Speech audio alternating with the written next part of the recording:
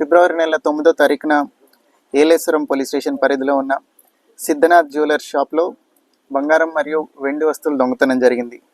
దాని నిమిత్తం ఏలేశ్వరం పోలీస్ అట్లానే అన్నవరం ఎస్ఐ గారు అలాంగ్ విత్ సర్కిల్ ఇన్స్పెక్టర్ గారు అండ్ డిఎస్పీ గారు వీళ్ళందరూ టీమ్స్ ఫామ్ చేసుకొని ఆ ముద్దాయిల్ని పట్టుకునే క్రమంలో ఆ రోజు నుంచి విచారించి 18వ తారీఖున 2 ముద్దాయిల్ని అరెస్ట్ చేయడం జరిగింది.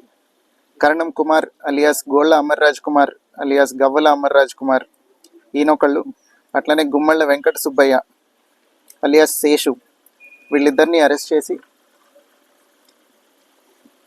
11.5 కేజీల వెండి అట్లనే 66.5 గ్రాముల బంగారాన్ని రికవర్ చేయడం జరిగింది. ఈ కేసులో ముద్దాయిలుగా అరెస్ట్ అయిన వాళ్ళలో A1 కరణం కుమార్ మీద ఇంతకు ముందరే 30 వరకు దొంగతనం కేసులు ఉన్నాయి. అట్లనే A2 మీద కూడా ఇంతకు ముందర కేసులు ఉన్నాయి. వీళ్ళిద్దరి మీద 2025 సంవత్సరంలోనే 4 కేసులు నమోదవటం జరిగింది.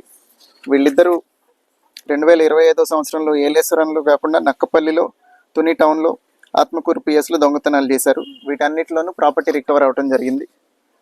వీళ్ళిద్దరూ 2023 సంవత్సరంలో కడప జైల్లో ఒకళ్ళకొకళ్ళు పరిచయం అయ్యారు.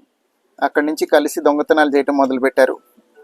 2024లో సిద్ధవటం పోలీస్ స్టేషన్ పరిధిలో ఒక దొంగతనం కేసులో జైల్లో ఉండి 2024 డిసెంబర్లో బెయిల్పై వచ్చారు. అప్పటి నుంచి వీళ్ళిద్దరూ కలిసి పైన చెప్పిన 4 బంగారం దొంగతనాలు చేయడం జరిగింది. బంగారం మరియు వెండి దొంగతనాలు. 2025 జనవరి 19న నక్కపల్లిలో ఒక ఇంట్లో దొంగతనం చేసి అక్కడి నుంచి వచ్చి తుని రైల్వే స్టేషన్ దగ్గర వెయిట్ చేసి తుని రైల్వే స్టేషన్ దగ్గర ఒక బైక్ దొంగతనం చేసి అది తీసుకొని ఆ బైక్లో వచ్చి ఏలేశ్వరంలో ఉన్న జ్యువెలరీ షాప్లో దొంగతనం చేయడం జరిగింది. మేము అది సీసీ కెమెరాల ద్వారా మొదట బైక్ని గుర్తించి ఆ తర్వాత దర్యాప్తు జరిపి వీళ్ళిద్దరిని అరెస్ట్ చేయడం జరిగింది.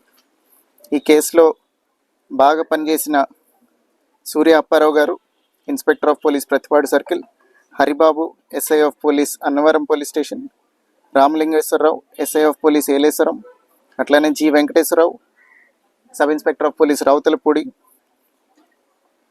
And L Prasad additional SI Annavaram PS వీళ్ళతో పాటుగా డిఎస్పీ శ్రీహరి గారు అందరూ చాలా హార్డ్ వర్క్ చేసి ముద్దాయిల్ని పట్టుకోవడం జరిగింది. వారందరినీ అభినందిస్తున్నాం.